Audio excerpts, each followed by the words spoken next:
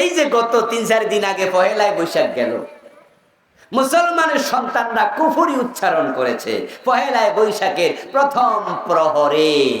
যখনই রমনার বটমূলে ছায়ানটের সঙ্গীত দিয়া শুরু হয়ে গেল বৈশাখী উদযাপন, যেই সঙ্গীতটা দিয়া শুরু করছে, যখনই আমাদের পহেলায় বৈশাখ উদযাপন হলো, নিশ্চয় সেখানে কোরআন শরীফ তেলাওয়াত করে শুরু হয়েছে। কি হয় নাই? হাদিস শরীফ সেখানে ওনারা তেলাওয়াত করছে, এসো হে বৈশাখ এসো এসো। এটা হলো আমাদের রবীন্দ্রনাথ ঠাকুরের লেখা একটি কবিতা। আচ্ছা, এই যে বাংলা নববর্ষ, এটা কি হিন্দুরা চালু করছিল? দেখি রংপুরের কেউ জানেন কিনা বাংলা নববর্ষ চালু করছে কে, বলতে পারবেন? সম্রাট আকবর। মাশাআল্লাহ, অনেকেই জানে, অনেকেই জানে। শিক্ষার দিক থেকে উত্তরবঙ্গ পিছিয়ে নাই, বোঝা গেল আলহামদুলিল্লাহ, অনেক আগাইছে। সম্রাট আকবর কি হিন্দু সন্তান? খ্রিস্টান। তাহলে বাংলা নববর্ষ তিনি চালু করলে নববর্ষের পহেলা দিন উদযাপন, এটা হিন্দুয়ানি সংস্কৃতিতে কেন হবে? এটা তো ইসলাম মেনে হওয়ার কথা। মুসলমানের সব কাজ কার নাম দিয়ে শুরু হবে? জোরে বলতে হবে, কার নামে? খাইতে কার নাম? ঘুমাইতে কার নাম? গাড়িতে উঠতে কার নাম? টয়লেটে ঢুকতে কার নাম? ইভেন স্বামী যখন স্ত্রীর বিছানায় যাবে তখনও আল্লাহর নাম আছে না নাই? আল্লাহুম্মা জান্নিবনা শাইতান ওয়া জান্নিবিশ শাইতানা মিম্মা রাযাকতানা। আল্লাহর নাম ছাড়া মুসলমানের কোনো কাজ করা জায়েজই না, শুদ্ধই না, যদি করে বরকতহীন হয়ে যায়।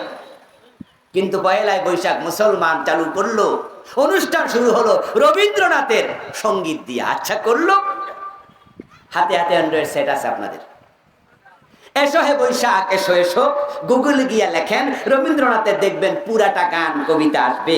কয়েক লাইন পরেই দেখবেন সেখানে আছে অগ্নি স্নানে শুচি হোক ধরা। বৈশাখে ডাকতে ডাকতে বলতেছে অগ্নি স্নানে শুচি হোক ধরা। ধরা মানে পৃথিবী, স্নান মানে গোসল, অগ্নি মানে আগুন।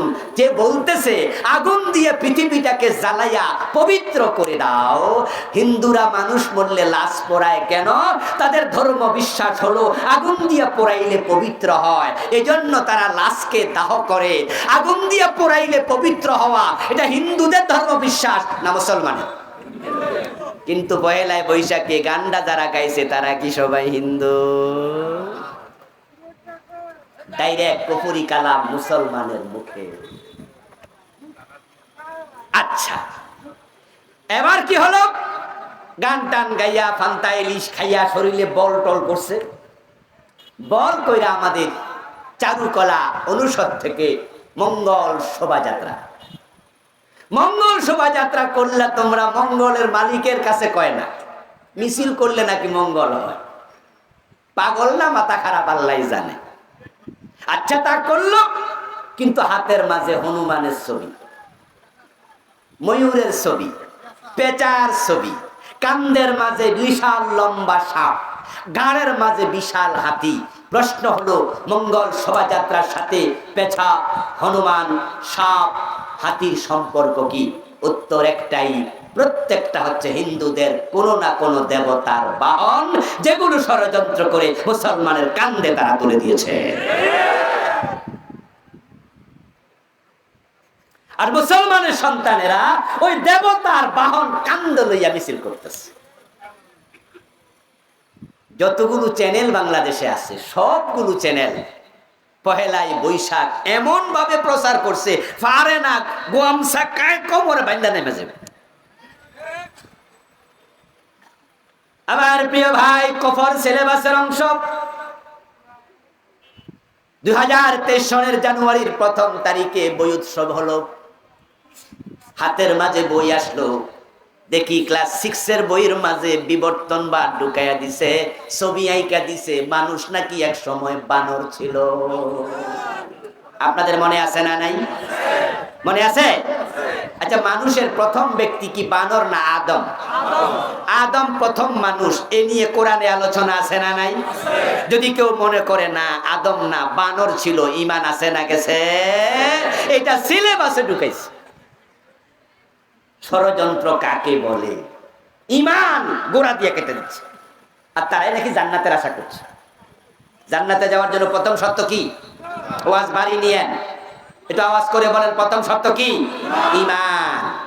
আর ওনারা ঢুকাইছে বান্দর নাকি প্রথম পুরুষ। আমরা যখন বইতে দেখলাম গত বছর জানুয়ারি মাস 2023-এ আলেম ওলামারা আমরা মাহফিল গুলোতে চরম ভাবে বললাম, ফেসবুকে লিখলাম, সরকারের কান পর্যন্ত মেসেজ গেল। সাবেক শিক্ষামন্ত্রী দীপুমণি কমিটি বানালো, ওই কমিটি রিপোর্ট করলো যে হ্যাঁ এটা বইতে ঢুকেছে, তবে 90% মুসলমানের দেশে এই দর্শন চলবে না।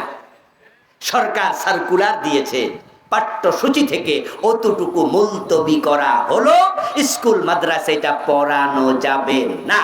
যদি আমরা আলেমরা এটার বিরোধিতা না করতাম, সরকার স্থগিত না করত, আমাদের বাচ্চাগুলো ক্লাস 6-এ এটা বিশ্বাস করে বেঈমান হয়ে। ষড়যন্ত্র কোথায় দেখেন খেয়াল করে। ক্লাস 6-এ ঢুকালো কেন? কি 6-এ ঢুকালো কেন? 1, 2, 3-তে দেয়নি, কারণ তারা বোঝে 1, 2-র বাচ্চারা মানুষের প্রথম পুরুষ বান্দর না আদম, ওটা বুঝার মতো বয়স হয় নাই।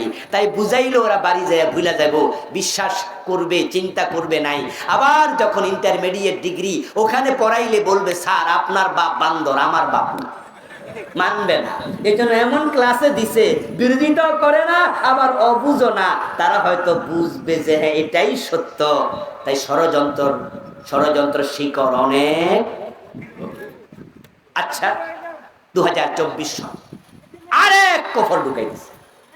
ইমান নিয়ে মরবেন, এটা আলোচনা আমার না। জান্নাত পাবেন না, সজাগ থাকবেন, চোখ কান খোলা রাখবেন, কোন দিকে যাচ্ছে কি বুঝবেন, প্রয়োজনে পক্ষ নেবেন, প্রয়োজনে প্রতিবাদ করবেন। 2024 আসলো, হঠাৎ করে দেখি ক্লাস 7-এর বইতে ঢুকেছে ট্রান্সজেন্ডার, শরীফার গল্প। এটা আরেক কফর। কোনো একজন মেয়ে হঠাৎ করে তাকে ছেলে দাবি করবে, কোনো একজন ছেলে তাকে হঠাৎ করে মেয়ে দাবি করবে, রাষ্ট্র নাকি সেটাই করবে, আইন প্রণয়ন করা হবে। আস্তে আস্তে সেদিকে নেয়ার জন্য ট্রান্সজেন্ডার চালু করে দিয়েছে। বলুন তো, পুরুষ মানুষ নিজেকে মেয়ে দাবি করা দূরের কথা, পুরুষ কি মেয়ের পোশাক পরার অধিকার ইসলামে আছে? আল্লাহর নবী সে নারীকে লানত করেছেন যে নারী পুরুষের বেশ ধরে, সে পুরুষকে লানত করেছেন যে পুরুষ কোন নারীর বেশ ধরে। যেখানে পোশাক পরাই উল্টাটা জায়েজ নাই, সেখানে বেড়া নাকি কইয়াই দিবা আমি বেডি। শিরিক আপনার সিলেবাসের অংশ। হিন্দুদের দুর্গা পূজা যখন আসে, প্রায় চ্যানেলগুলোতে দেখবেন আমাদের বইয়ের ভিতরে অলরেডি ঢুকায় দিচ্ছে স্লোগান, ধর্ম যার যার উৎসব সবার। আচ্ছা, এই স্লোগানটা কি আপনারা শুনেছেন রংপুরের ভাইয়েরা? এটা আল্লাহর কোরআনের পুরা উল্টা স্লোগান, ঈমান শেষ। কোরআনের স্লোগান হচ্ছে লাকুম দীনুকুম ওয়ালিয়া দীন। এই আয়াত আপনারা সবাই পারেন। আচ্ছা, এই আয়াতের অর্থ কি? অর্থ হলো তোমার ধর্ম তোমার, আমার ধর্ম আমার। আচ্ছা, দুইটা কি এক না আলাদা? প্লিজ কথা বলুন, এক না আলাদা?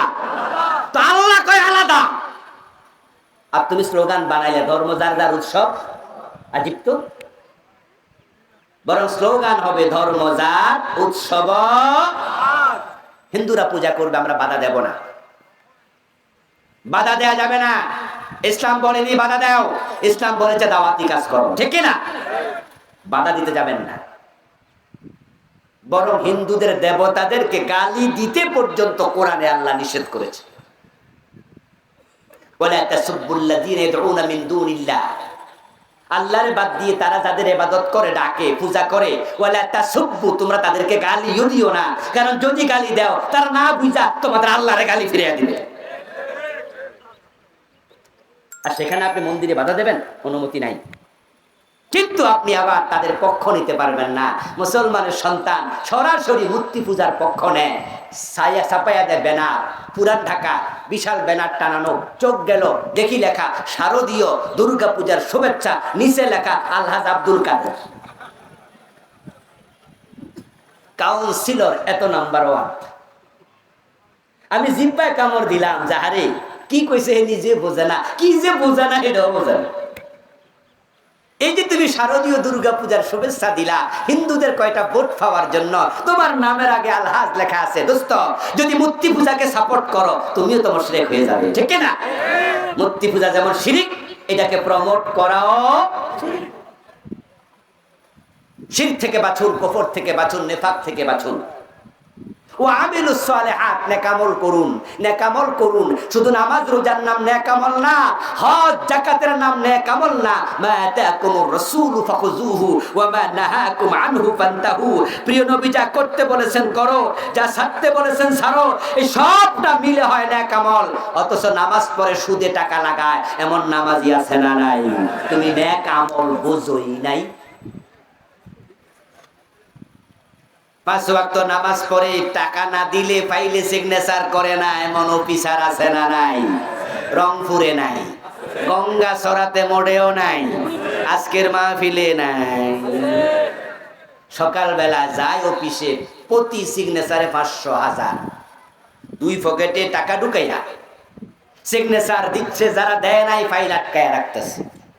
বিশেষ করে জমি যেখানে দলিল হয়, সাব রেজিস্ট্রি অফিস, ওখানে গেলে দেখবেন যে কেমনে টাকা নেয় বেন্ডার।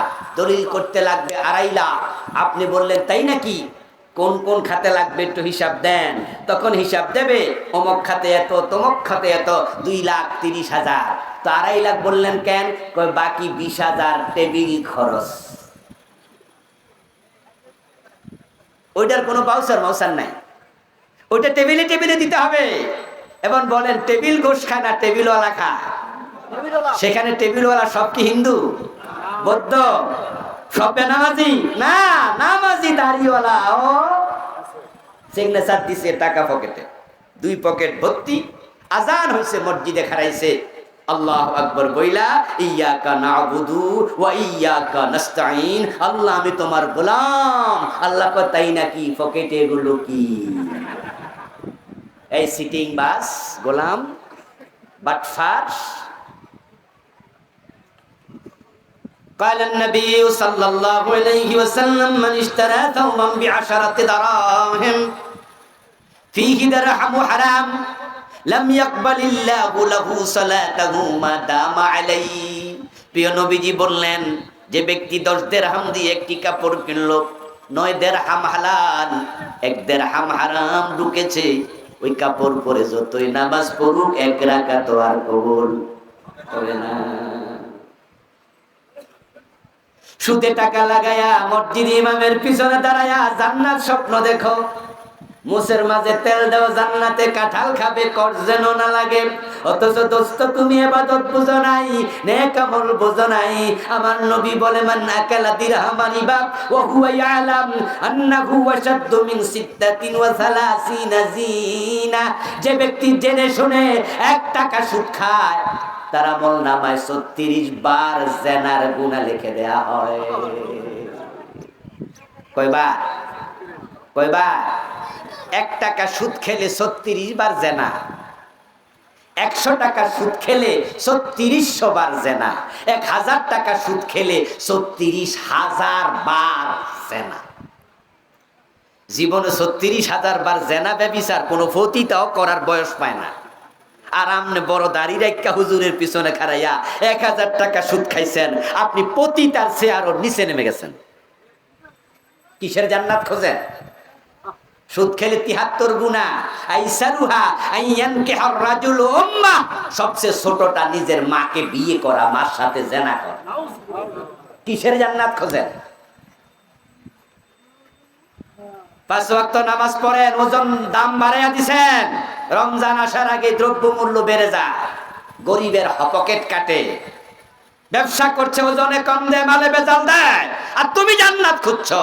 ফাওয়াইলুল লিল মুতাফফিফিন ওয়াইলুল লিল মুতাফফিফিন আল্লাযীনা ইযা ইকতালু আলান নাসি ইস্তাওফুন ওয়া ইযা কালুহুম আও ওয়াজানুহুম ইউখসিরুন। ওয়াইল দুজক সে ব্যবসায়ীর জন্য যে মানুষকে কম দেয় ওজনে। ওয়াইল মানে কি? ওয়াদিন ফি জাহান্নাম ইয়াহবি ফিহিল কাফির 40 খরিফা ক্বাবলা আন ইয়াবলাগা কারা, রাওয়াহু তিরমিজি। প্রিয় নবীজি বলছেন, ওয়াইল হচ্ছে জাহান্নামের ওই গর্ত যাতে কাফেরকে জাহান্নামীকে ফেলে দিলে তলায় যেতে 40 বছর লাগবে। ওজনে যারা কম দিচ্ছেন, মানুষকে ঠকাচ্ছেন, ধোকাবাজি করছেন, বেটা বলছে 1 নাম্বারটা আসেনি, আপনি কোন আছে? আরে ভাই বলেন কি, আমি তো 1 নাম্বার সারা বেশি না, অথচ রাতে আপনি 2 নাম্বার বানাইছেন। এটারে দরজা বন্ধ কইরা 2 নাম্বার 3 নাম্বার মিশাই 1 নাম্বার কইয়া চালায়। হে চাইলো কি, আপনি দিলেন কি?